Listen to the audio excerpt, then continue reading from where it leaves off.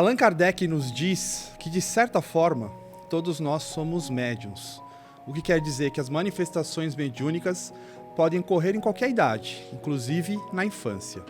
Embora a doutrina espírita seja categórica em nos falar dos inconvenientes de desenvolver a mediunidade em crianças, algumas delas apresentam uma mediunidade natural. Podemos lembrar aí de casos clássicos, como Chico Xavier, Divaldo Franco. Existe uma idade certa para iniciar na prática da mediunidade? Quais os riscos envolvidos nisso? Como nós podemos, pais, mães, cuidadores, auxiliar uma criança que está vivendo essa situação? Seja bem-vindo, seja bem-vinda a mais um episódio do Pode Ser Espírita, hoje falando sobre mediunidade com crianças e jovens. E para nos auxiliar na compreensão desse tema, nós estamos hoje aqui com a Fernanda Amaral. A Fernanda, prestem atenção, é biomédica, com doutorado e pós-doutorado em neuroendocrinologia, que foi uma palavra que eu treinei por muitos dias para poder falar aqui, professora da Universidade Federal de São Paulo e pesquisadora na temática glândula pineal e melatonina. Ela é membro da Associação Médico Espírita de Osasco e educadora na doutrina espírita. Um espírito em evolução, tentando sobreviver, como ela costuma se definir. Fernanda, obrigado por aceitar o nosso convite. É um prazer estar aqui hoje. É um prarer. Vai ser uma alegria conversar. Prazer é nosso. Eu vou te chamar de Fê, não vou conseguir ficar te chamando de Fernanda por favor, aqui, né? Por causa dos anos que a gente já se conhece. Estamos tentando sobreviver, né? Fernanda, como é que foi sua chegada no espiritismo? Eu sempre tenho essa curiosidade. Pois. Como que você chegou à doutrina? Então, tinha uma casa espírita, que acho que o pessoal conhece, provavelmente, chamada ID, em Araras, que é o Instituto de Difusão Espírita. E é uma editora também, que publica vários livros espíritas. E eles têm uma casa na cidade, em Araras também. E aí foi lá que eu comecei os estudos. Então, primeiro eu fui, depois os meus pais. Quantos anos? Ixi, ela vem o Leozão com essas perguntas, Não, você gente. tinha. Quantos anos você tinha? Então, não sei, não lembro. Deixa eu ver aqui. Deve ser uns 13, talvez. Mas você foi a primeira da família aí? Sim. Por quê? Curioso, eu não lembro, não sei te dizer. Eu acho que eu sentia vontade, achava interessante aquilo, achava legal, ouvia que existia na cidade pequena, né? Tá. Então aí você acaba ouvindo que existem essas coisas assim. É uma casa assim, com uma mais reputação, digamos assim, local. Isso, porque tinha gráfica, tinha todo um outro trabalho assistencial na cidade. Amigos? Eu fiquei curioso do porquê você decidiu ir lá, a primeira da família. Engraçado isso, eu não lembro. Eu acho que eu lembro de algumas coisas do tipo, eu tinha algumas questões minhas, pessoais, né, de lidar com essas experiências que a gente chama de mediúnicas, mas que eu não sabia nomear à época, né? E comecei a tentar ir atrás de alternativas, já que outras correntes não me satisfaziam naquela época, né? E aí, pronto, caí lá. E aí foi legal, foi bacana, gostei. E aí meus pais foram em seguida, depois o Otávio foi, depois aí eu já estava bastante tempo na casa. Otávio, aí o Otávio foi filho. meu filho. Foi piquitito, bebê. Muito bom, Fê. Foi mais pela curiosidade, então. Foi pela curiosidade, foi. Não, eu não me lembro de ser nada porque não estava bem, Entendi. Né, alguma coisa nesse sentido. Isso eu não me lembro. Quando eu mudei para São Paulo, aí eu vim atrás de uma outra casa, que é difícil quando a gente muda, né? Deve ser se reacostumar. Acho que muita gente passa por isso, né? Quando muda de cidade, de encontrar uma casa espírita, um lugar que você se sinta tão bem como se sentia. Perde o lastro, né? Como se perdesse o lastro familiar. Vira uma família mesmo, né? E aí eu demorei para encontrar. E aí, dessa vez, eu fui arrastada pela dor. Mas aí eu já sabia, né, como é que funcionava. Sim. Eu falei, tá bom, então, né? Não adianta ficar postergando. Tem que achar. Ah, mas eu não gosto, não se encaixa, não é o ID. Não é mesmo e nem vai ser. E se reacostume, tá tudo bem. Excelente, mas eu tenho saudades. Quando eu vou em Araras, eu gosto de ir lá. Para a gente entrar no nosso tema, a questão da mediunidade, né, da percepção mediúnica de crianças, jovens. O Espiritismo diz que as crianças, até uma certa idade, têm uma maior facilidade, ainda estão um pouco ligadas ao mundo espiritual. Como é que funciona isso, Fê, para a gente entender? Quando a gente observa, né, crianças em tenridade, bebês recém-nascidos, um pouquinho mais velhos e crianças pequeninas, né? Até mais ou menos 7 anos. Vamos dar uma barreira numérica, porque isso nos conforta, né? uma facilidade muito grande de lidar, de estar sozinho, de brincar sozinho, eventualmente, né? De aparecer em situações que parecem tensas, mas para aquela criança ela lida de outra forma, diferente da que nós lidaríamos, por exemplo. O que a gente observa nos escritos básicos da doutrina, né? Esse pé lá, pé cá, a gente diz, né? Um pouquinho para lá, um pouquinho para cá. Ainda muitas vezes misturando por uma facilidade de interação mesmo com o que nós não vemos com o olho material. Sim. Né? E que talvez se víssemos poderíamos ficar eventualmente assustados. Para aquela criança isso ainda é parte do mundo. Parece um pouco difícil entendermos isso, porque vocês mas isso não existe no mundo, né? Uhum. Talvez para nós não mais, para muitos de nós talvez não mais, porque a gente não enxerga e isso para a gente é fundamental. Mas para a criança é o mundo, não é nada além do mundo ou a parte do mundo. Muitas vezes sequer a diferenciação, né? Então, é curioso observar como muitas vezes nós vemos as crianças e até ouvimos o relato de está conversando com o lustre. Conversando não, né? Balbuciando. A criança está aprendendo a falar. Está balbuciando com o lustre. Que você fala, é um lustre, né? Ou então, está balbuciando, olhando para trás de você. Você está conversando com a criança e a criança parece estar olhando atrás de você, né? Claro que tem todo o processo de desenvolvimento daquele corpo, que a gente não vai mencionar aqui com detalhes hoje, mas a facilidade com que se expressa um mundo além deste material que nós vemos, para essas crianças é absoluta, total e completamente normal. Né?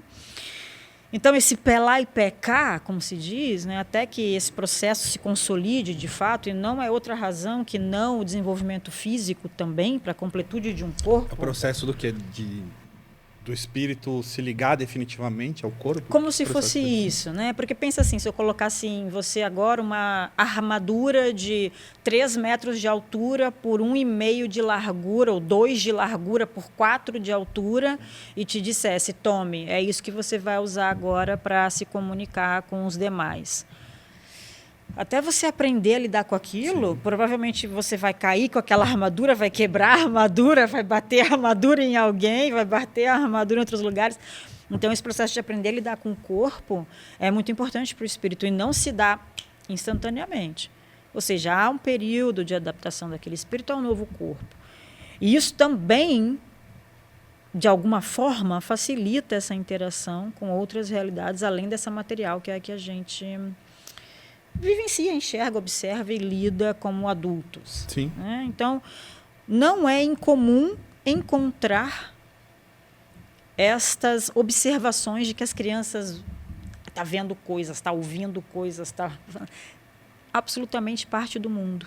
Absolutamente parte do mundo. Né? E é muito genuíno e interessante observar isso.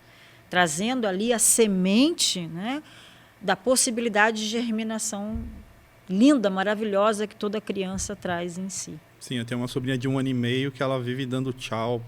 Sai de algum cômodo, assim, né? Ela dá tchau para algum lugar que tá vazio, assim. Pois é, materialmente, para os nossos olhares vazios, você dá tchau também. Essa tchau, nos vemos depois. Beijo, é sobre isso. E essa que é natural, e essa sensibilidade que é natural da idade, com o avanço, isso vai escassear, né? Vai diminuir em alguns casos. Em alguns casos isso pode continuar, pode ser observado além dessa data que a gente estabeleceu aqui para confortar, como você disse, dos 7 anos. Uhum. Essa sensibilidade às vezes pode durar um pouco mais. E aí a gente poderia realmente dizer que existe ali uma mediunidade, algo do tipo. Esse lidar com o mundo espiritual que a gente nomeia, né, que o codificador trouxe nas obras básicas da doutrina como mediunidade, deu este nome, estabeleceu isso como um critério, como um conceito, né? O lidar com o mundo espiritual e interagir com isso de algumas formas, como as descritas no Livro dos Médiuns, por exemplo, são observadas desde os primórdios da humanidade, com cada um um nome diferente, momentos diferentes, historicamente diferentes. E não é diferente da nossa contemporaneidade. Né? E não é diferente com as crianças. Então, para algumas delas, como você mencionou, isso se perdura por mais tempo. E a gente pode dizer, bom, então aí agora está apresentando mediunidade. Mas se a gente considerar a mediunidade capacidade de intercâmbio com o plano espiritual, de fato isso pode ser observado a qualquer tempo, em qualquer idade, em qualquer circunstância. Claro que em todas as suas nuances, com todas as suas especificidades. O que não quer dizer que todos nós vamos ter esse desenvolvimento e essa atividade mais intensa, digamos assim, ou uma manifestação mais ostensiva, como Kardec diz no Livro dos Médiuns, para usar essa mesma palavra, não é assim para todos nós da mesma forma. E nem poderia ser, né, Léo? Porque somos espíritos e, portanto, individualidades e, portanto, somos diferentes, com nossas características individuais, que também são observadas nas crianças, que apesar de serem olhadas por nós com um olhar às vezes um pouquinho diferente, são espíritos, individualidades que também estão em seus processos evolutivos e, portanto, têm aprendizados a cumprir. Claro, a gente poderia citar outros casos mais conhecidos, como Francisco Cândido Xavier, como Divaldo, como Ivone Pereira, enfim. Né? Que desde criança apresentavam essa claramente apresentavam isso, com características claras. Né? Características claras. O que não é o caso, e talvez seja importante depois em alguma forma mencionar isso, não é para negligenciarmos esta exposição genuína da criança. Né? É importante observar. Eu ia perguntar isso, porque criança tem uma imaginação fértil, pois. Certo? Pode ser que ela esteja imaginando também, né? Para a gente não achar também que tudo que a criança está falando ali realmente ela está interagindo com o mundo espiritual. Tem como saber? Por exemplo, diferenciar? Vamos supor assim, Léo, dar um exemplo aqui bem quase que caricato, mas só para facilitar o nosso entendimento. Conversando com uma criança de 2, 3 anos, e ela vira para mim e fala assim, tia, vamos supor, tia, não, mas você tem que entender que isso se deve a um movimento astronômico do planeta que mexeu não sei quanto na sua... Quer dizer, é muito difícil uma criança aos 3 anos ter um entendimento tão aprofundado como esse para me dar informações detalhadas como essa. Vocês, mas pode ser que ela tenha lido, pode ser que ela tenha visto, pode ser... Concordo plenamente, mas daí ter a capacidade de argumentar, né, sobre um assunto difícil como esse, em tamanha profundidade, causa um pouco de estranheza. Então, poderia olhar para isso como algo que, parece que isso aqui está um pouquinho diferente. Vamos tentar entender, né, se isso se repete, a frequência que isso aparece, se isso causa constrangimento ou dor à criança. Porque o acolhimento, né? Às vezes, um amedrontado pode ser uma descrição. Não quero dormir sozinho no quarto porque, eventualmente, estou vendo alguma coisa, etc, etc. Que bobagem, óbvio que não tem nada lá. Primeiro, essa não é uma atitude caridosa, já de cara. Ainda que não independente de ser uma imaginação que foi citada só para assistir um filme, né, ou realmente ser algo que a criança está vendo, né, realmente. Por que não acolher, né? Por que não imediatamente querer rechaçar? Por que não querer invalidar imediatamente? Né? Vamos acolher. Peraí, vamos ver o que está acontecendo? Será que nós assistimos alguma coisa que talvez tenha nos impressionado? Será que ela está entrando em contato com situações na sua vida escolar ou familiar que está lhe causando desconforto e poderia ser motivo para isso? É claro que nós, na família, não vamos, de repente, ter todas as respostas e soluções, mas nós temos muitas alternativas de ajuda. Muitas, inúmeras alternativas de ajuda. E buscar ajuda, né? O que a gente faz quando não consegue resolver uma questão? Buscar ajuda. Mas eu tenho vergonha, porque, de repente, pode ser considerado, não sei, alguma questão, né, difícil e tal. Percamos a vergonha, mas vale a gente ofertar acolhimento e ajuda no momento certo do que ficar, né, elucubrando ou mesmo pensando em arrumar uma solução que a gente não tem como dar. E a segurança àquela criança de que, olha, nós estamos aqui com você. Né? Vamos conversar sobre isso, como você quiser. Sim. Né? Deixar a brecha, deixar a porta do acolhimento aberta. Você que já trabalha com crianças, é observável isso? Você percebe crianças chegando à casa espírita por causa dessa sensibilidade? Por causa de uma mediunidade? Essa pergunta é muito interessante, porque nós vemos nos bancos da educação espírita infanto-juvenil, ou seja, crianças e adolescentes e até jovens, que chegam até a casa buscando auxílio por várias questões, mas muitas vezes está envolvida também, ou estão envolvidos, melhor dizendo, relatos de incômodos como esses que parecem ser de relação um pouquinho inconveniente algumas vezes com o mundo espiritual. E está tudo bem. Isso é importante dizer, está tudo bem, porque isso pode ser parte do processo de aprendizado marcado para aquele espírito naquela experiência reencarnatória. Está tudo bem, né? O que nós podemos fazer com isso? Uma das perguntas era essa, né? Por que ocorre isso com a criança? Pois, então, 1.324.000 possibilidades reencarnatórias, não é? Nós todos temos nossos desafios para enfrentar e ressignificar. Nós sabemos reconhecer em nós vários desafios que nós temos como adultos, para considerar a nós mesmos. Como a criança, né, um espírito, portanto, que reencarna e vem para uma vida com outras oportunidades de aprendizado, novas ou repetições, não importa, também tem seus desafios a serem ressignificados. Pois bem, para isso ela será exposta a situações e poderá desenvolver mecanismos que levam em consideração esse desafio. Ah, Fernanda, mas, meu Deus, que coisa difícil, isso é doloroso, causa processos complicados. Bom, sim, né? É isso, nós temos mesmo processos delicados a serem enfrentados. Todos nós. Alguém que poderia dizer que não, vida ganha, estou tranquila, isso aqui, imagina, nada, estou bem, estou feliz. Provavelmente não, provavelmente nós temos nossos desafios. E não é diferente com as crianças, né? É interessante observar que não é porque está criança, que esse espírito está criança, que ele está livre de, né? Está livre de desafios, livre de questões, livre de aprendizados, a não ser os materiais de ir para a escola, não sei o quê, não sei o quê.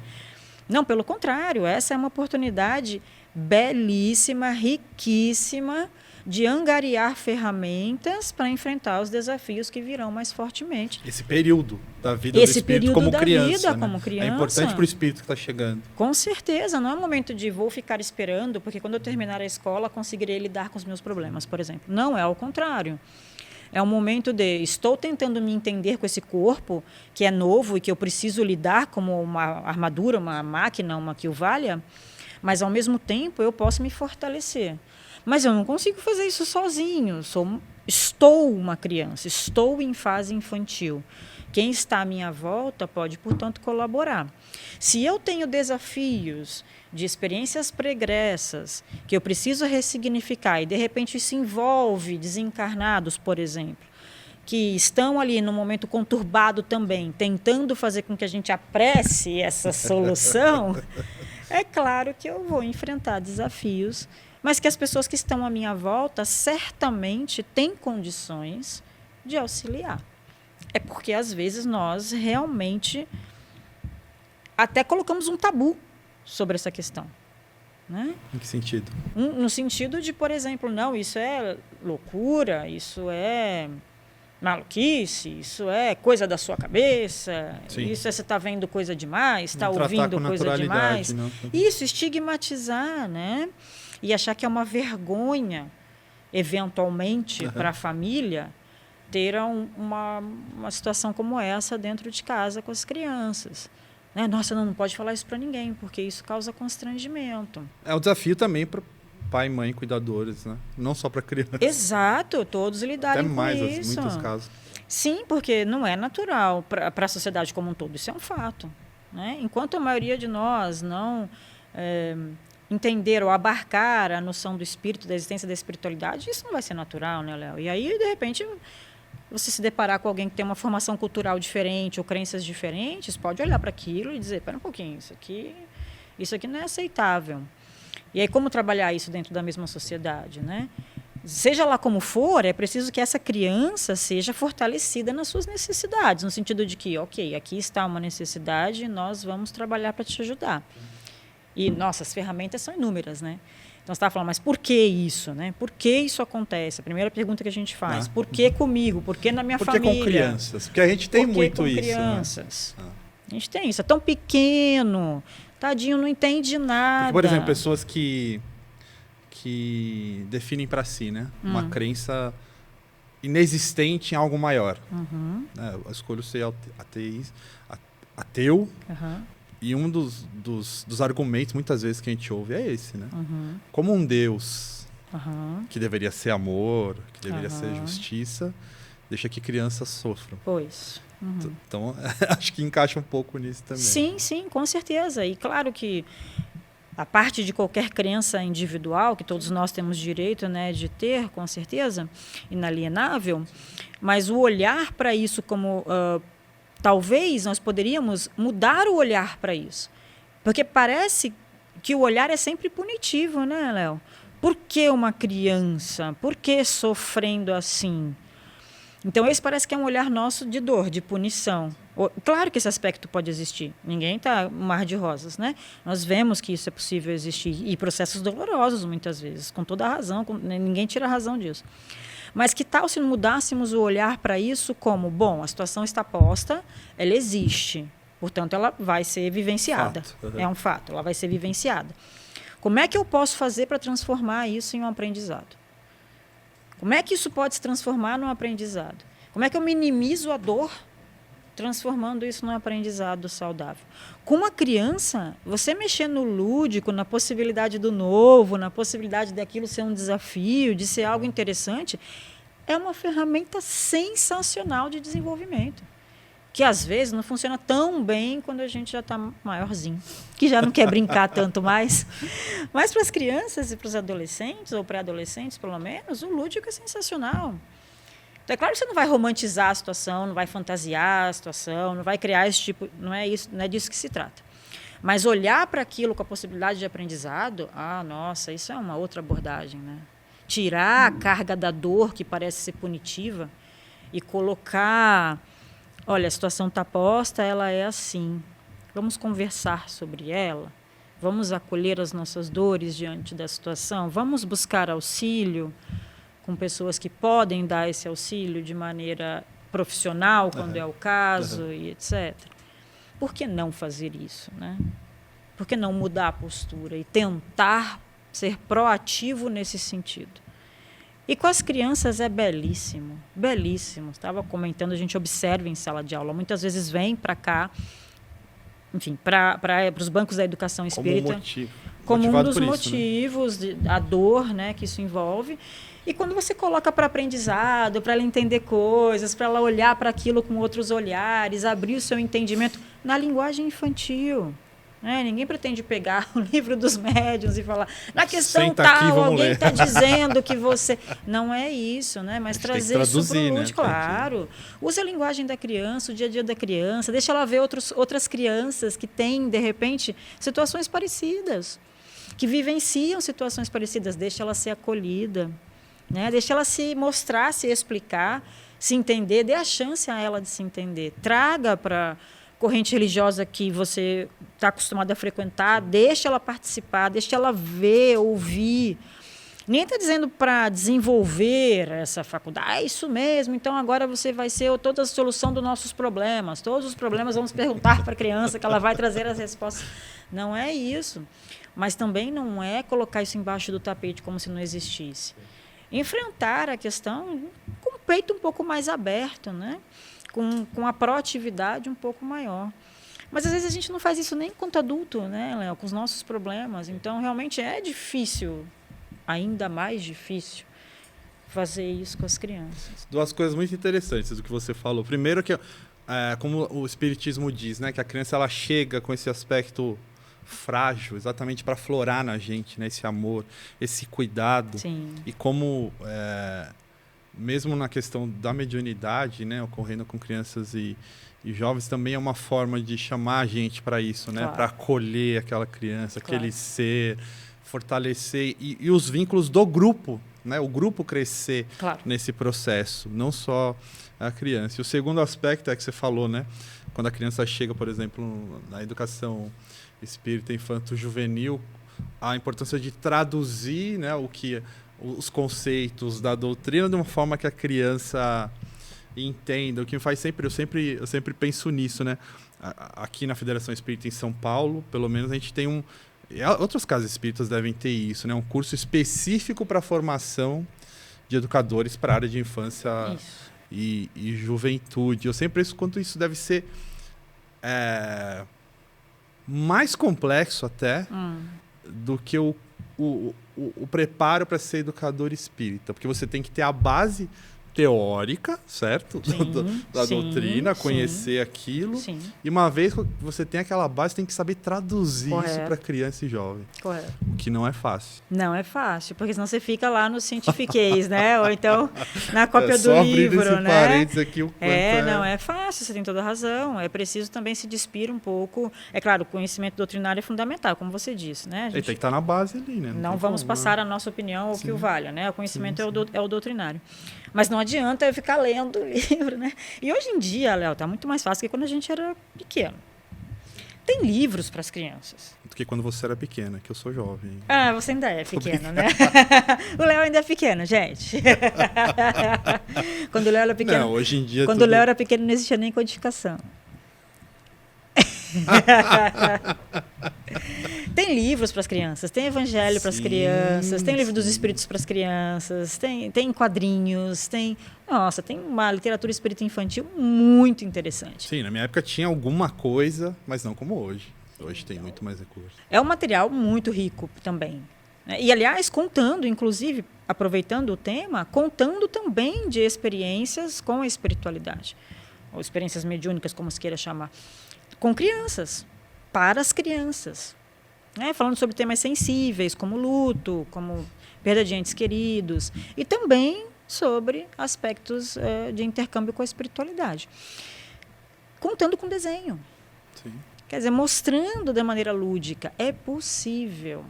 Acho um primeiro passo, nós todos entendemos, porque quando você vê isso na sua casa, com um filho seu, um sobrinho, enfim, alguém da sua família, dá aquela sensação de, oh meu Deus do céu, vai sofrer, tadinho. Então a gente tem um medo, tem aquele receio, às vezes tem um pouco de vergonha, enfim, qualquer que seja, que esses sentimentos durem o tempo necessário para nós entendermos que chegou a nossa hora de aprender a lidar. Seja através da criança que está na nossa família ou de alguém que não está na nossa família, mas que é próximo de nós. Chegou a hora de nós aprendermos a lidar. E temos ferramenta. Podemos estudar, temos informações na obra básica, temos informações nas obras seguintes, derivadas dela. Temos informações nesses materiais que comentamos agora há pouco, que são dedicados às crianças. Temos profissionais, como psicólogos, psiquiatras, que auxiliam, que têm esse entendimento e podem auxiliar. Temos a educação e evangelização, como queira se chamar, nas casas, espírita, infantil, juvenil, os grupos de mocidade, porque a gente comentamos em criança, mas podemos ver isso um pouquinho mais ali para frente, na adolescência, pré-adolescência. Podemos ver um pouquinho ali mais para frente, na juventude. Um momento turbulento, de águas agitadas. É a nossa vez de aprender a lidar. E também de compartilhar essa possibilidade com aquela criança, aquele adolescente, aquele jovem. Não abandonar, não punir, não, né? Dói, às vezes dói. Há processos dolorosos, é inevitável. A gente pode observar a história de Francisco Cândido Xavier, por exemplo, para dar um exemplo, só que chegou até nós pelo filme, então é mais fácil de conhecermos, né, com detalhe. Processos dolorosos mostrados ali, sem dúvida.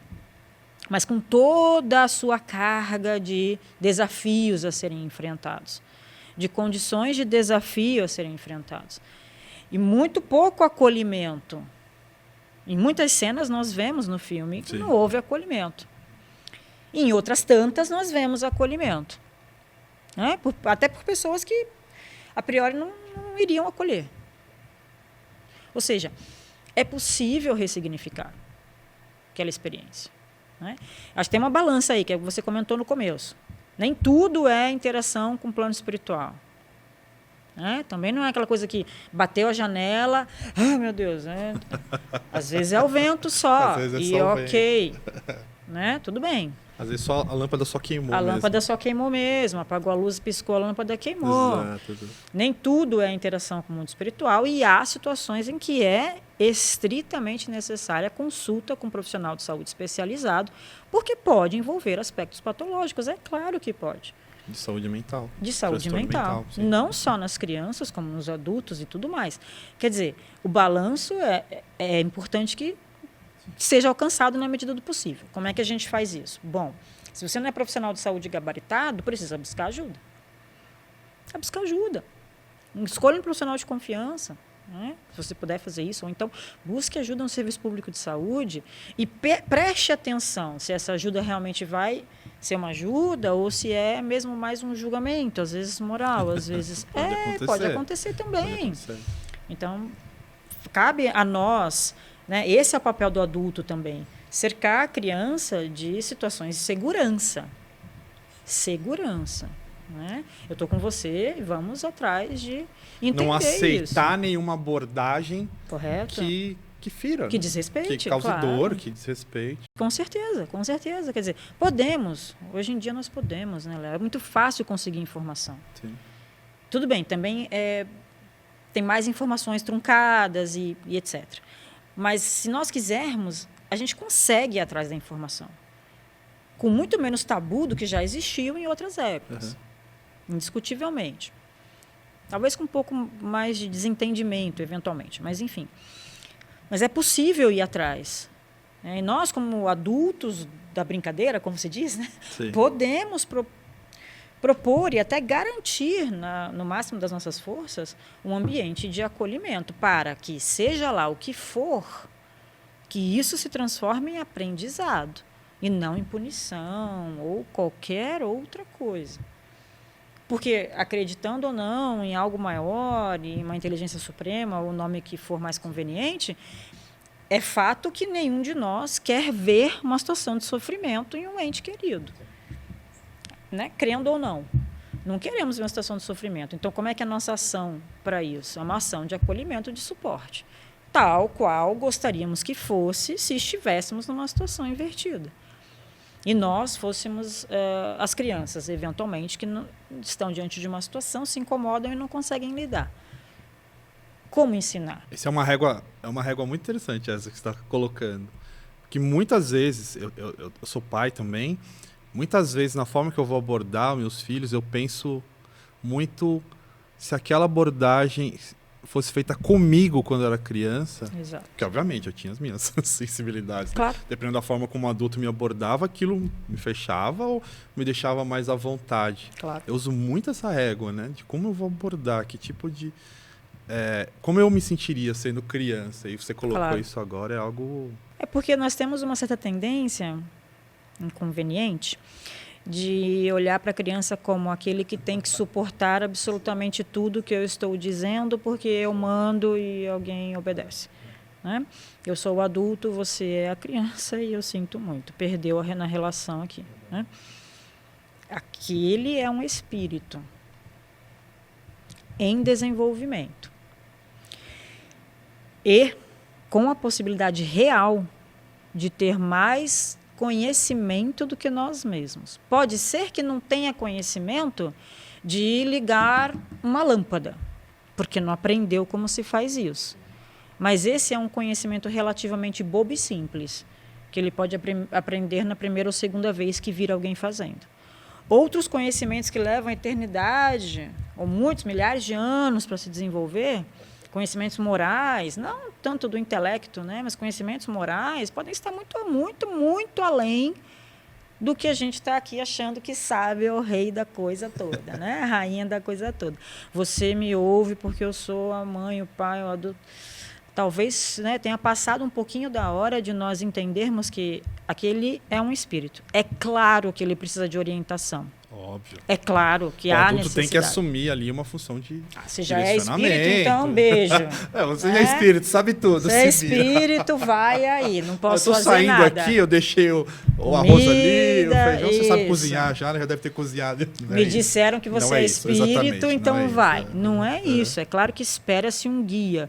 E, aliás, nessa faixa etária, é sensacional um guia de qualidade, porque isso faz toda a diferença. Né, ofertar a possibilidade de desenvolvimento saudável, amoroso nessa faixa etária é fundamental. Até porque a doutrina espírita diz que o espírito nessa fase está mais suscetível às influências, no sentido de receber essas influências tanto para o negativo como para o positivo. Correto. Então, se eximir porque você já é um espírito, estou me eximindo, não é isso que se espera dos responsáveis pelas crianças. Mas entender que... Mas o contrário também não é, né? Quem está ali... Você vai andar debaixo da minha batuta porque é debaixo da minha batuta e fim da história. Então, é complexo, porque às vezes isso gera um distúrbio naquele processo de formação difícil de ser reorganizado mais tardiamente. Então, não é a ausência, porque estou me abstendo, porque eu já fiz minha parte, e também não é o não pise para o lado porque você tem que andar aqui. Que eu estou mandando, eu sou seu pai. Aquela é uma individualidade. Aquela é uma individualidade. Desrespeitá-la é como desrespeitar qualquer outra individualidade. Adulto, mais velho, mulher, homem, não importa. E a experiência com a espiritualidade passa por isso também, né, Léo? Esse aprendizado também é importante nesse sentido. Desrespeitar essa oportunidade também pode causar questões mais para frente difíceis de serem equacionadas. Então, não é para assustar ninguém, mas quando essa oportunidade de aprendizado chega até você, no seu filho, no seu conhecido, ou que o valha, abrace-a. Essa é uma oportunidade de aprendizado íntimo também. Né? Vamos encarar a situação com tranquilidade. Amedronta, dói? Sim, ok, é assim para todos nós. Mas nós podemos encarar com amor, acolhimento, trazer para perto, trazer para junto. Como a gente diz, como seria se você fosse a criança? O que você gostaria de ouvir diante de uma experiência que talvez tenha te incomodado? Porque para a maioria das vezes não dói. Para a criança não dói. Brinca com um monte Muitas encaram essa... A gente teve aqui no nosso segundo episódio, o Manuel Cristiano, que é um médium de Campinas, lá do nosso lar de Campinas, que relatou que desde criança ele tinha esse contato com o mundo espiritual, só que para ele era muito natural. Eu perguntei, você tinha medo? Ele falou, não tinha nem como ter medo, porque para mim era muito natural. O Livro dos Médiuns até fala isso, né? O espírito que responde ali Kardec quando ele fala a questão das crianças, que para a criança é isso. Que tem essa sensibilidade é mais natural do que a gente pensa. É natural. E nós chegamos com a nossa bagagem de medo, desarmonia, às vezes, né? Aquilo que era natural... A gente pode acaba mais cuidado, machucando aquela experiência que ia fluir naturalmente. Passar por aquele momento de amadurecimento, até de auxílio. Muitas vezes essas trocas com o mundo espiritual são de auxílio para aquele espírito que está ali em processo de consolidação da sua reencarnação. Auxílio mesmo, auxílio para que ele se sinta bem, consiga passar pelo procedimento da infância com tranquilidade, tenha firmeza para seguir na sua tarefa reencarnatória, e a gente vai lá e diz, não pode ver ninguém, não pode falar com ninguém, isso não existe, não sei o quê. Calma, vamos tentar entender o processo a priori. Né? Uma questão que eu já vi em sala de aula, assim, de adultos, perguntarem, crianças estão vivendo esse processo, mas é uma dúvida que acho que ocorre com o adulto também, né? A gente sabe das questões da obsessão, de algumas pessoas que sofrem uma influência que faz parte das leis naturais, aí, por sintonia, por questões, ligações do passado, como a gente aprende na doutrina espírita, que pode gerar, às vezes, alguma sensibilidade de perceber um pouco mais no mundo espiritual, mas durante só aquele processo. Não quer dizer que a pessoa seja médium. E às vezes a pessoa pergunta, meu filho está sentindo, vendo, será que isso pode ser obsessão, ou ela tem a mediunidade? O que a gente poderia responder para um pai, para uma mãe, para um cuidador que está vivenciando isso? Eu brinco assim, Léo, o processo obsessivo nós fazemos com nós mesmos até. Sim. Conosco mesmo. Nós somos excelentes obsessores de nós mesmos. Às vezes, né? Um pensamento que a gente adora cultivar, fixo, que deixa a gente com taquicardia, mas não interessa, a gente está lá, né? Atrás daquele pensamento. Então, pode haver uma relação menos feliz? Claro, de novo, são espíritos em processo evolutivo, tal como nós, que trazemos os nossos desafios a serem ressignificados. Então, pode haver um processo de descompasso? Claro que pode, com certeza absoluta. Mas também não deveríamos esquecer, ou seria melhor não esquecermos, que assim como nós temos também os nossos grandes companheiros de trajetória evolutiva, que muitos chamam de anjo da guarda, mentor, como quisermos, Sim.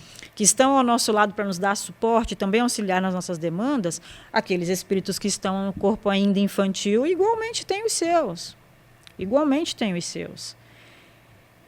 E se a gente volta no nenhuma folha cai, sem que o pai saiba, ou consinta, ou enfim, trocando em miúdos, os acontecimentos são organizados em prol do melhor.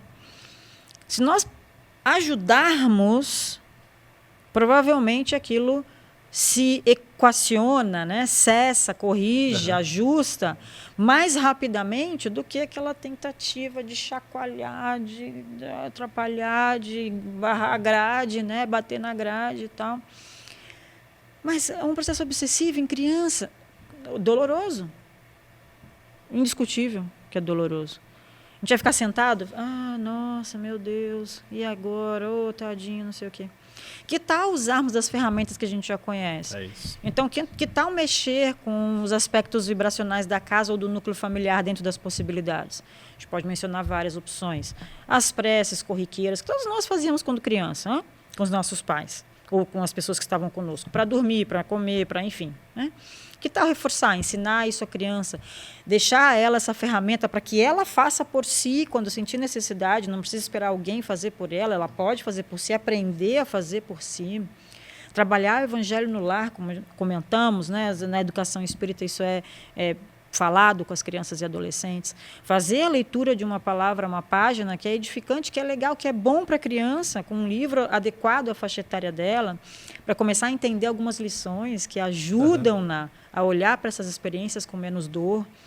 Né? Que tal usar das ferramentas que temos para melhorar o ambiente e ajudar aquela criança a dar àquela experiência o tamanho que ela tem. Que não é para ser assustadora. É para ser educativa. E um outro aspecto que frequentemente é esquecido, se houver uma relação menos feliz desse intercâmbio com a espiritualidade, é porque a outra parte também busca ajuda. A parte que é o nosso filho, que está encarnado, que está com a gente, que é o nosso fofinho do coração que a gente quer apertar, que às vezes a gente está precisando de ajuda, mas a outra parte também está.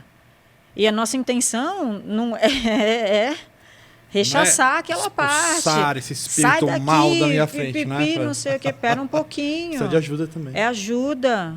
Olha, gente, a situação está posta, é o que a gente diz, a situação está posta, nós estamos aqui. Vamos tentar equacionar e resolver da melhor forma possível? Todos nós precisamos de ajuda nessa situação. Resolver um lado não resolverá a situação. Então, olha, não está legal. A gente está entendendo que não está legal, está machucando. Vamos tentar resolver em conjunto o que nós precisamos para resolver isso aqui. Vou fazer isso dentro da minha casa? Não vou fazer isso dentro da minha casa, porque eu não vou conseguir fazer isso. Mas procure ajuda, explique a situação, façamos a parte que nos cabe dentro do nosso ambiente familiar, oferte o acolhimento e o apoio àquela criança, mas também peça por quem é da outra parte e precisa de ajuda. Os livros da doutrina, os outros não. Os livros, por exemplo, trazidos por Francisco Cândido Xavier, obras de André Luiz, tantas que poderíamos citar. Complementares, isso, poderíamos citar tantas aqui. Sim. Trazem isso inúmeras vezes. Aquela situação é coletiva, não é individual. E não é punitiva, é educativa. Isso não é uma punição. Ai, o que a mãe fez, o que o pai fez para ter um filho assim, não sei do que é maluquice. Não é punição. Famílias espíritas às vezes ficam nessa, né? Porque com a ideia de que tudo tem um porquê no passado, em vez de gastar energia para resolver a situação, fica ali. Mas o que será que a gente fez para estar merecendo? Coisa boa não foi. A gente não sabe, né, Fê? E qual que é a diferença também, né? Léo, se você soubesse, se eu soubesse, ia resolver? Mudar, né? O que ia mudar, ia resolver? Porque se você dissesse assim, Fernanda, eu vou te contar o que é, porque vai resolver imediatamente. Eu vou falar, então conta. Sei lá, tudo bem, eu aguento, conta. Vai resolver para o meu filho? Conta. Mas não vai. Não vai. E a doutrina não é determinista, nós temos essa ainda tendência arraigada de achar que isso é punitivo. Tudo é punitivo. Tudo que você está passando é punitivo. Eu sinto muito. Isso não está escrito em lugar nenhum das obras básicas. E não acabaria mais. Então, tudo bem que dizer ser advogado em qualquer parte, não tem sentido. Não tem sentido, porque se eu tenho mesmo que cumprir qualquer coisa de punição, então qual que é o sentido do bem? Qual que é o sentido de eu ajudar uma criança que está passando por uma situação difícil de contato com a espiritualidade porque está conturbado? Se a gente, como humanidade, ainda nossos aprendizados, a gente não consegue mais falar em educação punitiva, como a gente pode esperar, né, que os mecanismos da justiça divina se utilizam de punição para ajudar a gente em alguma coisa? Não tem sentido. Não tem como. Não tem mais sentido. Né? Acho que a gente já temos conhecimento suficiente pelas obras básicas da doutrina, por exemplo, e pelas obras trazidas depois por Chico e tantas outras, que nos mostram que o aspecto punitivo é defasado, é um entendimento antigo, que teve o seu papel no momento específico de desenvolvimento da humanidade. Claro, mas que talvez já seja uma hora de nós levantarmos o olho para isso. E as crianças mostram isso com as suas atividades com o plano espiritual na nossa cara o tempo todo. Não é punitivo, elas se divertem muitas vezes. São felizes com aquilo, convivem naturalmente com aquilo. E nós estamos, meu Deus, o que eu fiz, por que isso na minha casa e tudo mais, tudo mais. Agarre como uma oportunidade de aprendizado. Liberte-se dessa punição da dor. Libertemo-nos, né, todos nós, dessa dor. Né? Roteirinho, então. Meu filho, a criança que eu cuido ali, está passando por essa situação.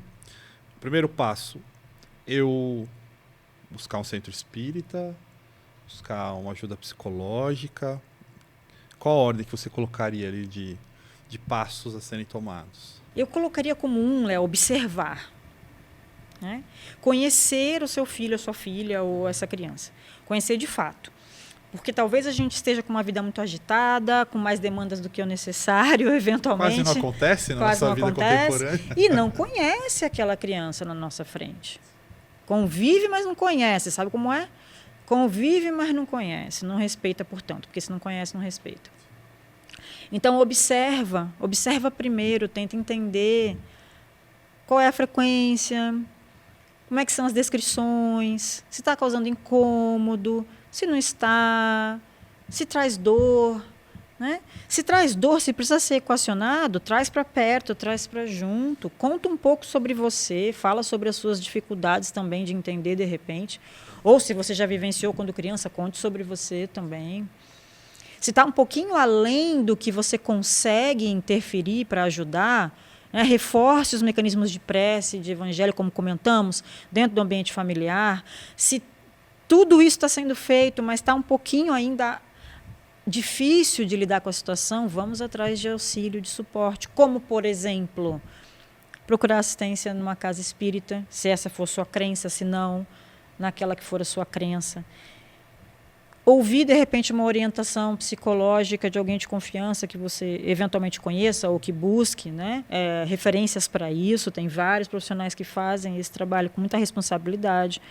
Conversa na escola para entender como é que as coisas estão andando na escola. Há famílias que não têm a menor ideia da realidade escolar das crianças do seu seio familiar. Aproveite a oportunidade para conhecer o processo. Conhecer o processo vai ser conhecer aquela criança, conhecer a si mesmo e conhecer como que aquele desafio lhe traz novos aprendizados. Como esse desafio traz novos aprendizados. Para o núcleo familiar, para a criança, para aquele ambiente como um todo. E se houver uma relação menos feliz de aspectos da espiritualidade, para outra parte, que também precisa de ajuda. Vai salvar o mundo, né? Não vou salvar o mundo. Mas não é o mundo, é aquela situação. É a criança que está comigo e quem está à volta dela. Mas eu não posso salvar o mundo? Certamente não, mas aquela que está perto de você, aquele é o seu mundo. Aquele é o mundo para você. Então você pode salvar aquele mundo ali. Pode ajudar. E você vai se surpreender, porque provavelmente é aquele mundo que vai salvar o seu também. É isso. Coletivamente. Excelente. A mediunidade, pode haver, eu imagino, de alguns pais, meu filho, minha filha, minha criança tem essa mediunidade. Será que eu já devo colocar ele ou ela para trabalhar na casa espírita, né? Já para praticar a mediunidade de forma formalizada, etc. Faz sentido esse pensamento? Uhum. Então, isso é uma coisa muito importante de mencionar. Quando nós vamos à doutrina, às obras básicas, lá está mencionado que isso é inconveniente. Ou seja, não é conveniente promover esse tipo de atividade com responsabilidade, horário, questões a serem desenvolvidas, aspectos a serem responsabilizados, aquele que está sendo desenvolvido para uma criança em tenra idade, que tem todos os aspectos, como comentamos ainda, de fortalecimento reencarnatório, aprendizado para enfrentar seus desafios, e ainda por cima colocar no prato dela uma tarefa mediúnica toda quinta às 8 da manhã. Não vai estar podendo, não dá, como o pessoal diz, né? Não vai estar podendo. Não vai estar podendo. Não dá.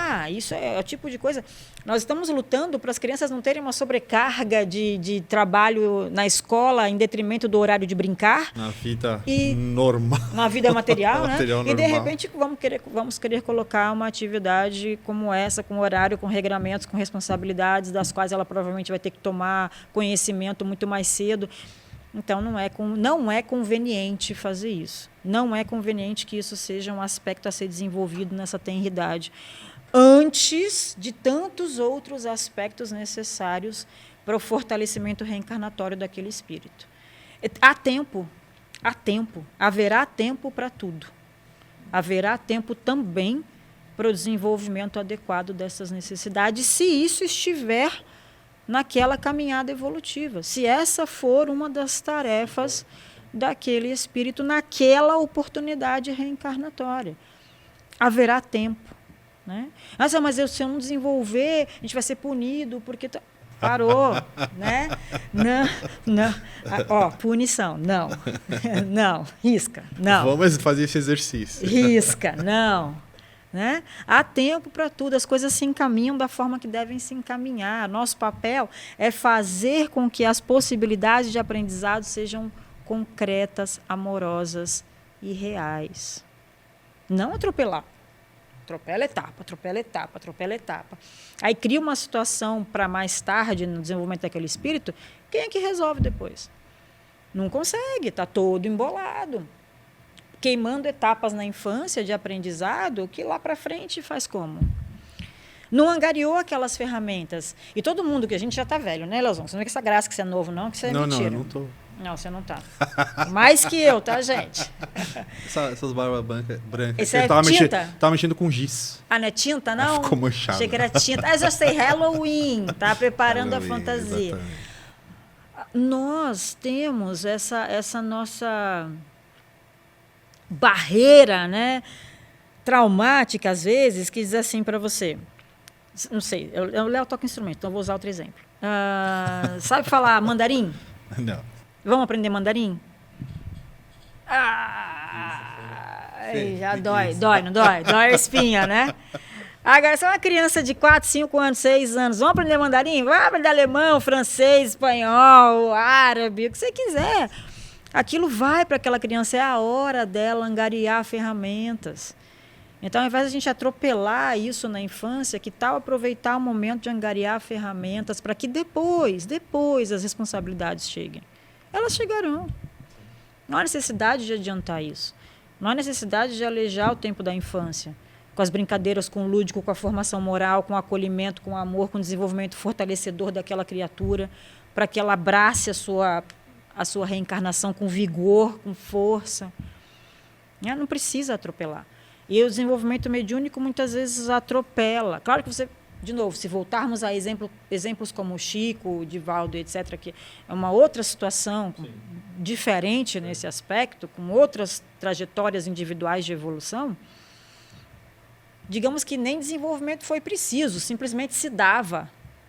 Né? Quando a gente vê o filme... extremamente natural. Absolutamente nato. Se dava. O processo se dava. Ninguém precisou ensinar Francisco Cândido Xavier a ir na lousa psicografar. Ele simplesmente se dava. Ele ouvia e escrevia. Era isso. E beijo. Ninguém foi lá ensinar para ele, olha, Chico, você vai ouvir, aí você vai escrever. Aí você fica tranquilo que a sua mão vai ficar mole.